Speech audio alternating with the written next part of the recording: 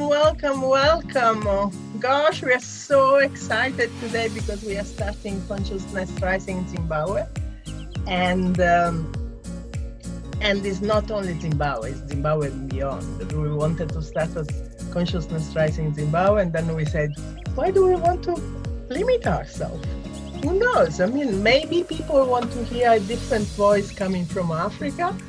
We don't know. There's not much good news coming from Africa anyway. So let's give a different voice to where we come from. And so here are your hosts, Antonella Bargione and Tania Norris. Welcome, Tania. Hello. Thank you. Yeah, and we have been knowing each other for quite a while, maybe 15 years or so.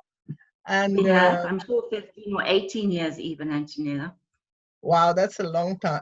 A long time. And we are in the same field from a different perspective. So we're talking about that a bit later. So what is Consciousness Rising Zimbabwe and beyond? So we're going to bring you conversations with people from all walks of life, as long as they have a beautiful life story. I mean, interesting life story. Sometimes life stories are not so beautiful. So we're bringing people from different walks of life, and we want to interview them in a way that they can bring you inspiration and motivation. So for us, if they only one phrase of what they're going to say, it inspires you to do things differently and to really raise your consciousness, because at the moment we are in a moment in time in history where this is where we are. It's like we are giving birth to a new planet, and we are into the birth pain, and it's quite hard for most of us. And we're going to talk also about that a bit more in detail later. So we were thinking that, yes, we have the big networks, like the Shift Network, Mind Valley, and so on. And now we want to be coming from Zimbabwe. We want to have our voice. Tania, what do you think about that? Yeah, I think you covered that very well, Antonella. That's exactly what our aim and our goal is.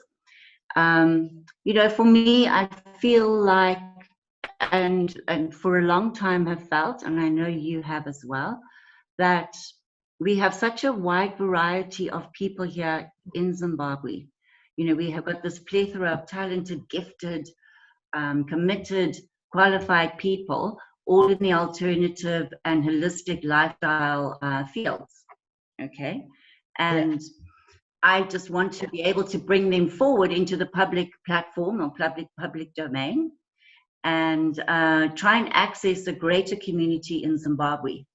Okay, because you know what our community has been for a long time, Antonella's been pretty stuck. You know, it's like the same old thing going on.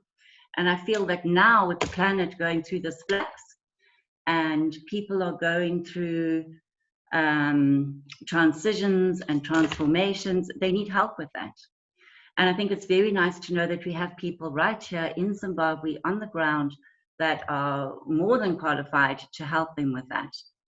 And while it's all good and well to have all your gurus sitting in Japan and South America and the rest of the world, it's nice to know that you can connect with people here, attend workshops, we have holistic fairs, we have a lot of gathering things going on.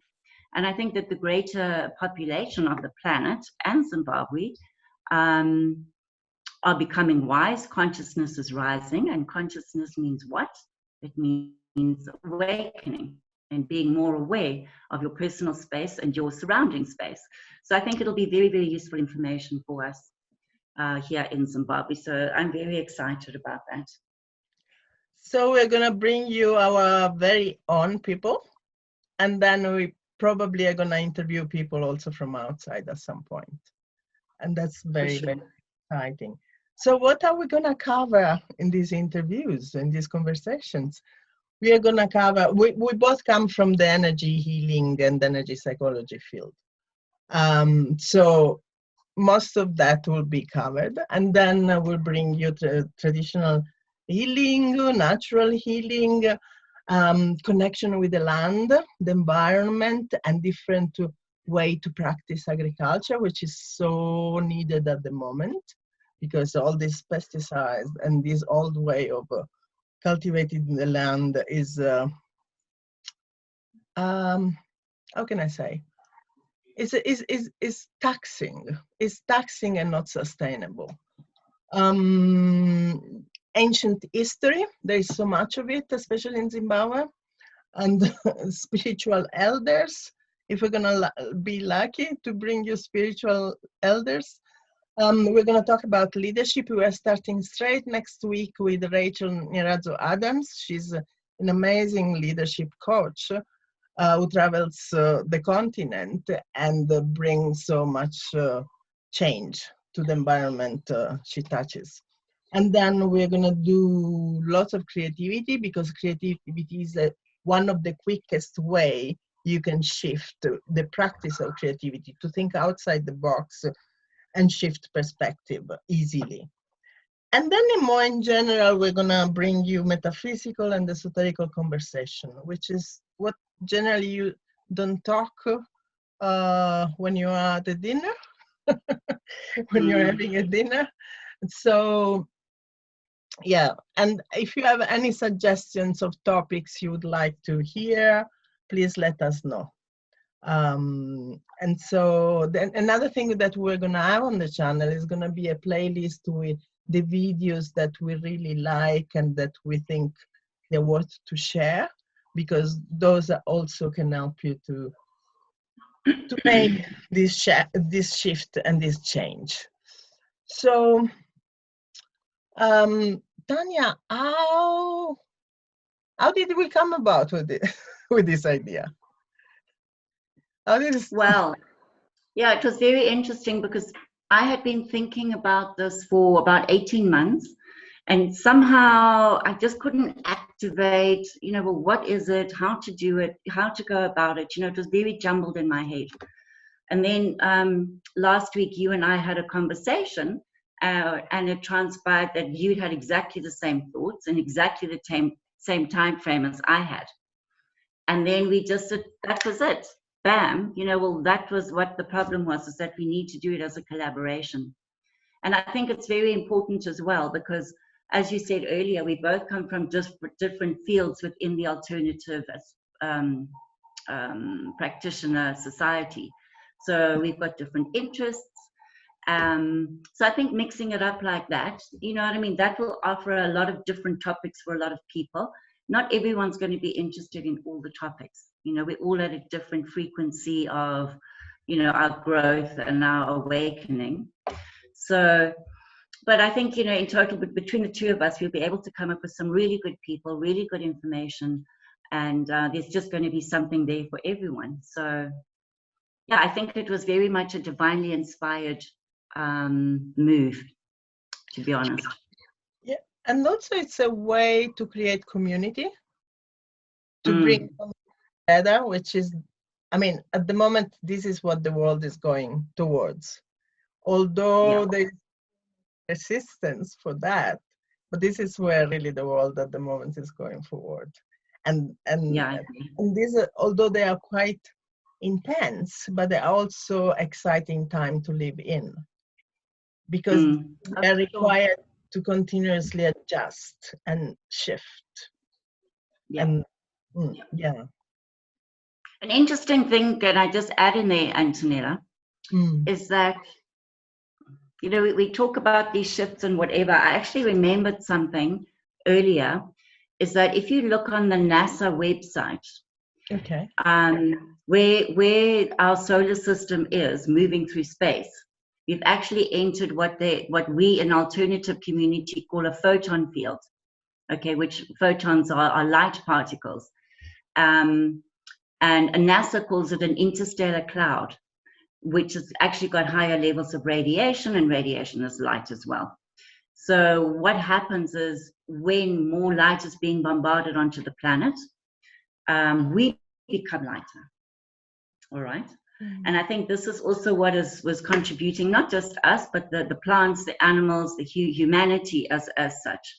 And I think this is why the vibration is becoming finer, and people are sort of in leaps and bounds, realizing that there's a lot more to life than just their 3D and their very heavy physical way of living, so to speak.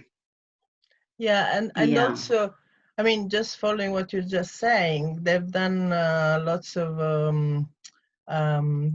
they've measured the frequency of the Earth, that before it was, if I remember correctly, it was like 7.8 megahertz or something like that.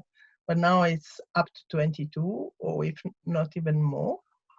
And so I don't know. The last time I looked, it was 18, but I know what you're saying. Yeah. And it's incredible, because it's like it's required for us to adjust. We can't keep thinking the old way. We need to let go. We need to let go. And this lockdown period actually could end up being a blessing in disguise, because it's a time where we are home with our beloved or not so beloved. It's something that we are all finding out. Up and down, it changes. Yeah. Up and down, like in any relationship. But this is also the time to drop the mask and really get in touch with who you are and communicate and talk about it with the other person, because you can start to take risks. Yeah. Because we are out of the box. There is no box, actually. We are in a period where there is no box anymore. We have to redesign it. Not that we have to redesign a box, but we have to redesign the way we think. Yeah, so this can be a great opportunity. It's a time to review. And as I said before, we are living the birth pain of this new planet that is coming along. Yeah, and it's not easy. It's very exciting and very privileged, actually, to be living right now, I think. Yes, and we all the respect for those people who are not in a position to see it. And lots of compassion towards, because it's really for so many people. I mean, here in Zimbabwe, there's lots of people who are now receiving hands out because they can't afford to do it. And all that are coming from the lockdown. Yeah. So, Tania, what is your background? I mean, you were talking about the energy healing background. So what is yours? So, well, I think, for me, the whole thing started when I was a child, having some very strange experiences. And I think it happens like that for a lot of people, in our fields. They wouldn't say that you're born with psychic abilities, but maybe with sensitivities. And then from the time I was a teenager, I became very interested in the metaphysical, esoterical topics. I studied transcendental meditation, Ekankar, which is the ancient science of soul travel. I read that book. I think it was the very first self-help book by Norman Vincent Peale, who was a minister, and it was called The Power of Positive Thinking. And I did all the meditations, and boy, then I was just on the journey. And so anyway, fast forward, marriage, children, all the rest of it. And I had a clothing business. I'm a designer by trade. And in 2008, when I realized that, the writing was on the wall, that maybe manufacturing in Zimbabwe wasn't going to be the way forward, I then decided on, well, what else am I passionate about? What else can I do? And I had previously done an NLP, neuro-linguistic programming workshop. And I just loved it. So I decided to go and get a qualification and certification in that, which I did. And then I came back to Zimbabwe and I started my own little self-empowerment center. And I put together all sorts of programs like, and I called them great names like live your dream and create a compelling future, and things like that. And I was seeing one-on-one clients, and doing all those sort of energy healings, because then, of course, like everything, it morphs, doesn't it? You don't just stay stagnant. So it was NLP, then it became the EFT, the life coaching, emotional code, Reiki. I did my Reiki 2 course with you, Antonella, and incorporate all of this into the sort of practice that I had. And then I had a lot of fun doing that, but then it morphed again, and I wasn't getting my total fulfillment doing that. So for me, what I became passionate about then was information, and spreading information and helping people to see life from different perspectives. And I started the Awaken Aware. Remember, we had those Awaken Aware conferences, and you were a speaker at one of them, and they weren't very well supported. Now I'm going back, 2 years? Yeah. Was it 2 years ago? I think so. Yeah. But again, that was just maybe where the energy was, where people's mindsets were. And I think that moving forward, we could see a big shift in that. So that's the other thing I'd like to do, is have the Awaken Aware conferences, which are very affordable. It's come along, meet the people, and listen to some different information, Of course, so the next step from there, which is why I had the thoughts about, okay, now how do we access this greater community and kind of spread the word, which is when I had the idea for the channel. So, yep. So that's my story. And you, Antonella, can you just tell people your background, which has been pretty also very diverse? Well, I come from Italy, and I come from a background of I'm a trained architect in my I say in my past life I'm a trained architect, in the sense I don't practice anymore.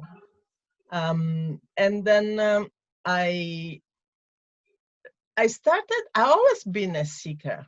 I always have been a seeker since I remember, really. And I remember, for example, when I was 12, I was talking to a friend of mine who was into comparative religions and all that. And one night we spent an entire night talking together. And we are not talking love, we are talking spiritual matters at 12. And I was just thirsty for this knowledge, because it wouldn't come from school, it wouldn't come from family.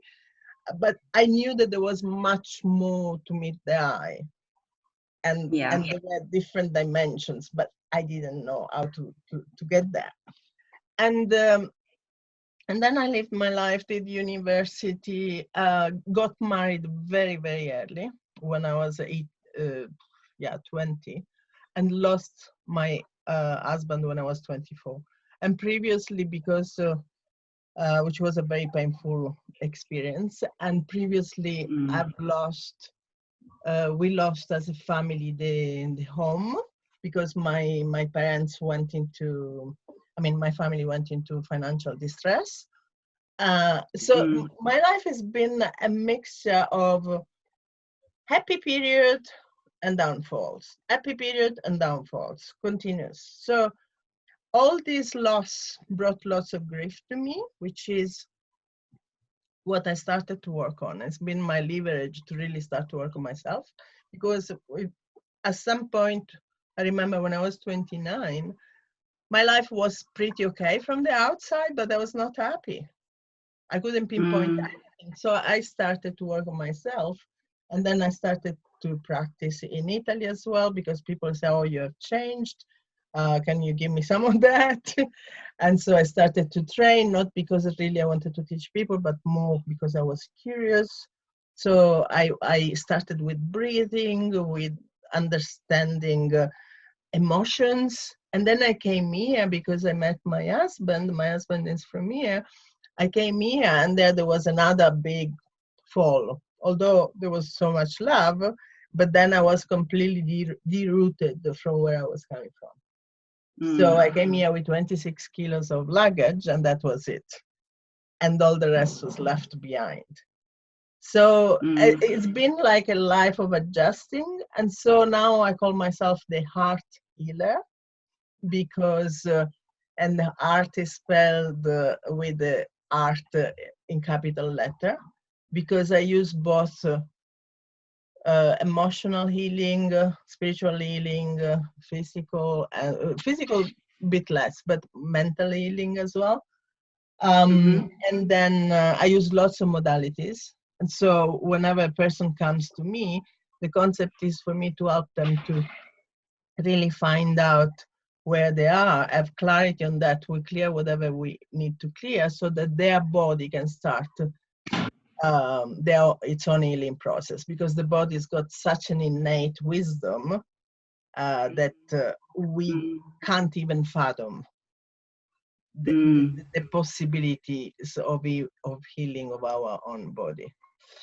And then in the last period, so I teach Reiki, I do creative art workshop mostly as a creative expression.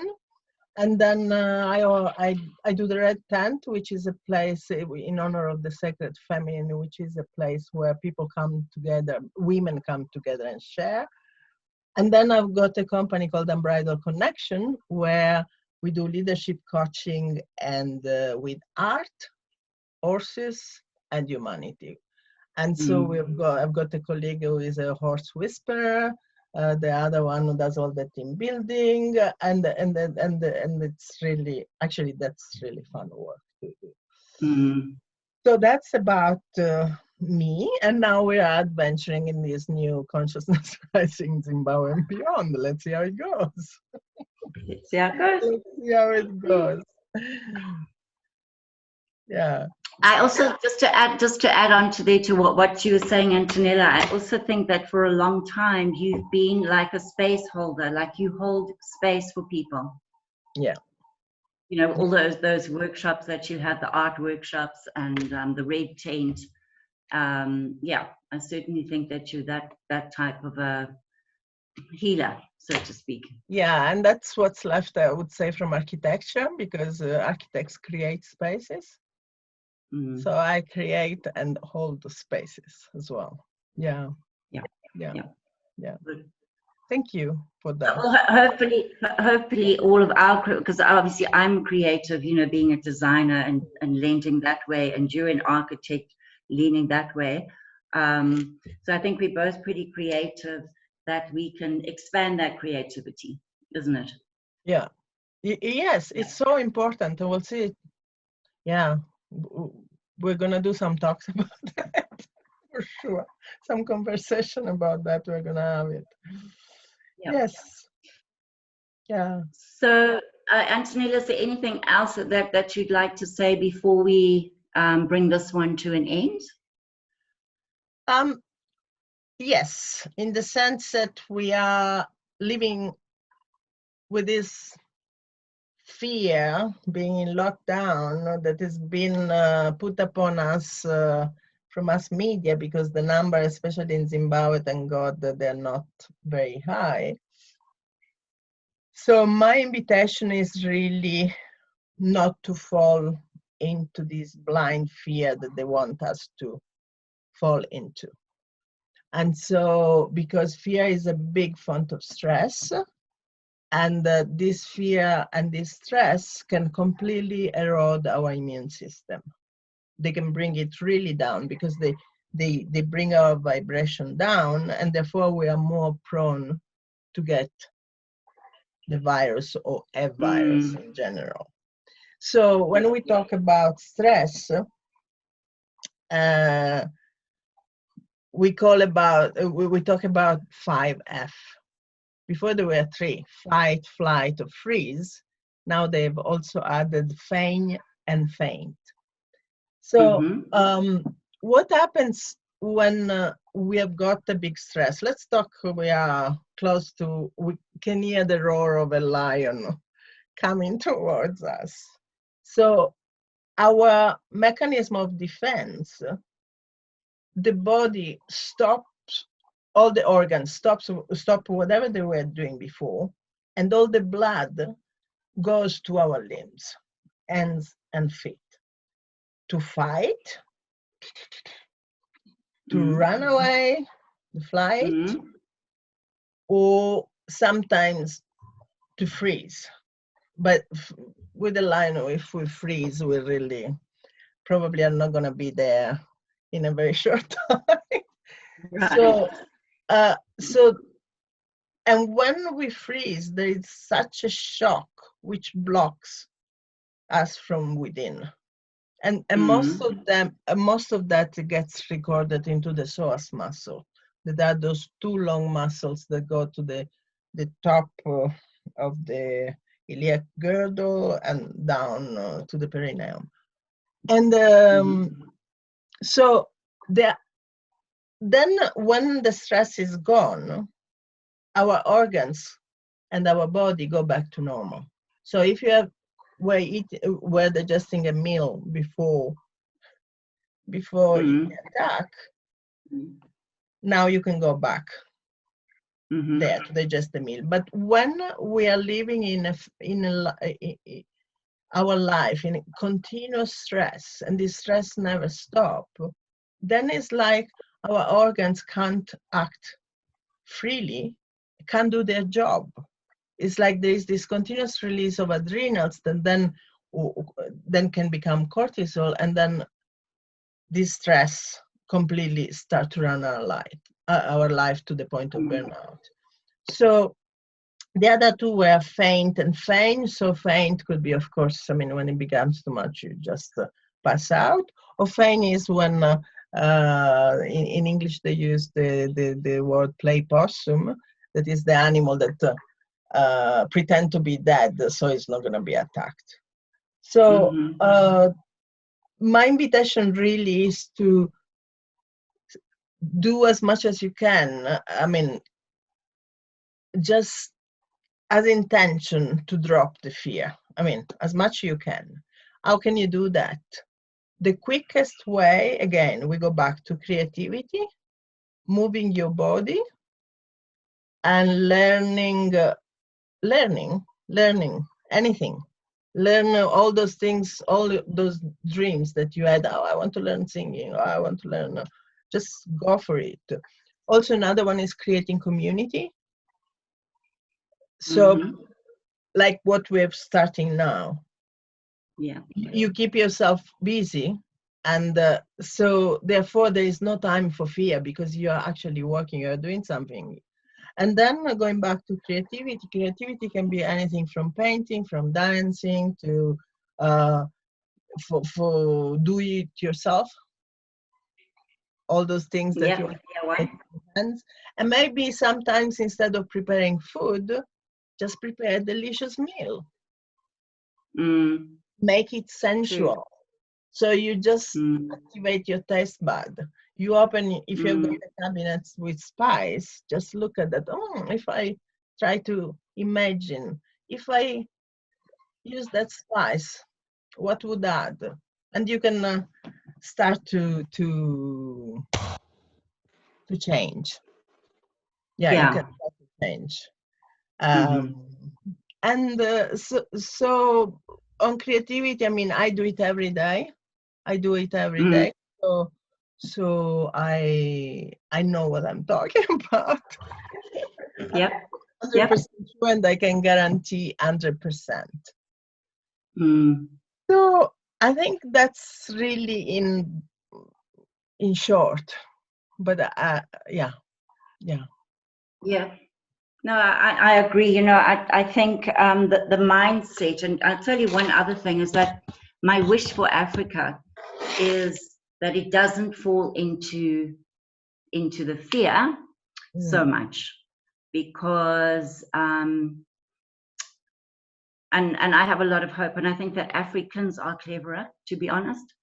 And I mean, there are certain examples of this, is it in Tanzania or Kenya, where they've actually just got on, you know, and said, okay, well, it's there, and this is what we're going to do, and life goes on, and they're managing very well. And the other thing is, with Zimbabweans, Antonella, is that I think we are a lot more resilient. You know, we have been through a lot of crises, ups and downs, and unlike the rest of the world who really don't go through that many crises, maybe personal ones, they probably are in terrible shock. But for us, you know, I think we're quite hardy. So I have a lot of positive vibes about Zimbabwe, to be honest, and Africa. You know, I think that we're probably going to sail through all of this crisis and come out the other end absolutely fine, the other end. Yeah. So I also just wanted to add on that you did mention one of your earlier your interviews that are coming up. Yeah. You mentioned that Lady Shungu. Yeah, Shungu as well. Shungu, she's a lawyer, corporate lawyer who decided enough of that. Wanna become a coach. She's doing breath work. So we're gonna have her at beginning of May. Yeah, yeah. And Antonella, so and the other interview that I've got coming up now this week is with John Wild. And John Wild is very, how can I say, he's quite prominent. There's three of them, John Wild, Katie Rhodes, and Dr. Nurai, and they are working to form like a alternative healing board. They have a name for it, and I don't actually know what the name is. But they've been working, they've been working with government, and government seems to be very excited about it. And there are a lot of other projects and collaborations that they want to do with this alternative industry. So I think that's a space to watch. So I'm very excited to be interviewing John. Yes. I mean, they've done lots of work. It's 2 or 3 years. Oh, yeah. No, he's fabulous. He has his own products as well. You know, he's a homeopath, I think, by, well, he's actually, I think, a chemical scientist or something like that. But anyway, he's a homeopath, and he has his own range of products. But he's just a fountain of knowledge, you know. So that'll be coming up soon. Yeah. So please, if you like this idea, if you like our conversation, sometimes it will be only Tania with the guest, sometimes it will be only me and the guest. Sometimes it's gonna be the two of us together, or with other people. We don't know. I mean, this thing is gonna grow organically, like everything should. And also, so please like our Facebook page, Consciousness Rising, and subscribe to our YouTube channel. That is also consciousness, called Consciousness Rising. Share it with your friends. Let this movement that just started grow, please. And so let's create community together. And thank you, Tania, very much. Thank you, Antonella. Yes. And thank you to all of you for listening and taking the time to be with us. And to the next. Thank you very much once again. All right. See you soon. Bye. Bye.